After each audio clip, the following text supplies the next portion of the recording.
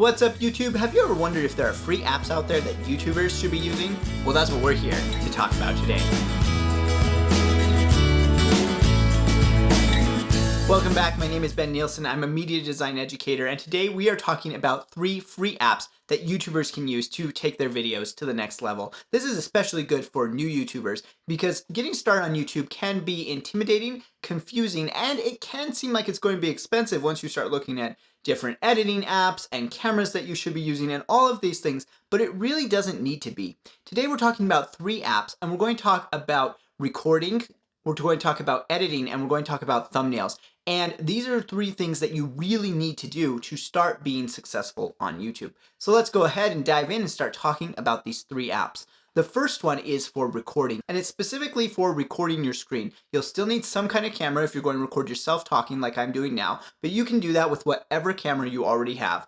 But if you want to record your screen, you're going to need an app in order to record your screen. And the app that we're talking about right now is called Quicktime. Quicktime is the default media player on the Mac, but a lot of people don't realize that Quicktime has screen recording software built right into it. This is awesome because anybody with a Mac can start recording right now. All they have to do is go into QuickTime and choose New Screen Recording. QuickTime will let you choose which parts of your screen to record, as well as let you select if you would like to show whenever you are clicking the mouse, which is really helpful if you're doing something like I do when creating software tutorials. Now, you might not be creating software tutorials, so you might be like, well, why do I need screen recording software? Well, depending on what you're doing, you might want to be able to record your screen showing things like slides or other types of graphics, and QuickTime can easily do that for you. Now, if you're not on a Mac, you can still record your screen. If you're on a PC, there is something built into most PCs running Windows 10 or 11 that's called the game bar, but this is really for recording games, for like streaming and that kind of thing. It's not something that I've used, but I do know that there are some things that it can't do, like record the file explorer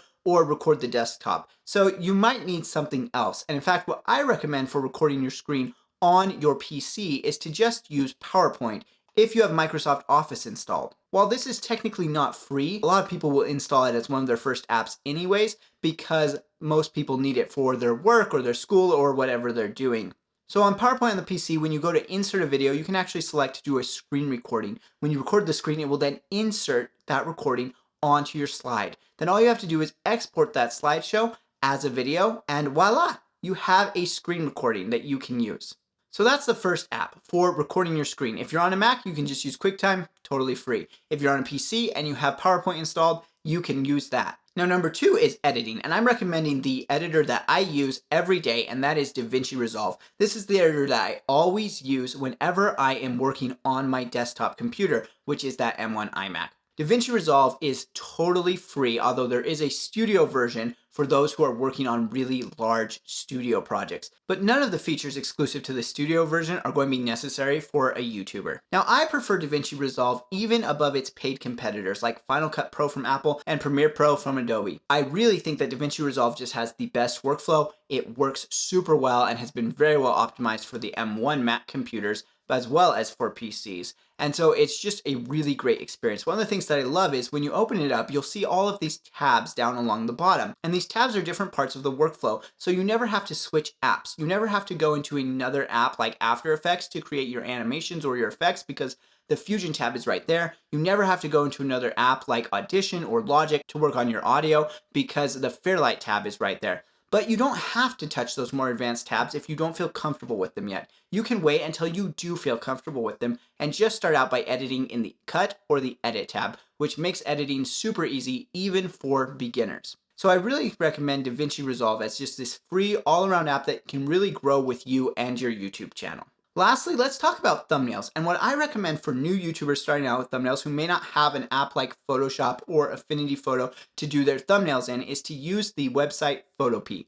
Photop is a free website that is very, very much like Photoshop or Affinity Photo. It has almost all of the same features, and it's available for free because it is ad supported. So you can go in there and you'll have all of the things that you need to create thumbnails, things like masks or adding shapes, and of course, putting on text. And one of the great things about Photop is that you don't even need an account to use it. You can just use it. So there you have it, quick and simple. 3 free apps to help you as you're getting started on YouTube. Now, I would love to hear what apps you're using for your YouTube channel, so go ahead and drop those in the comments below. Also, remember that I do create courses that are available on Skillshare, and those are all linked in the description below to help you along your creative journey. I just dropped a new course, which is all about creating monochromatic posters, so go ahead and check that out. We'll chat in the comments, and I will see you in the next video.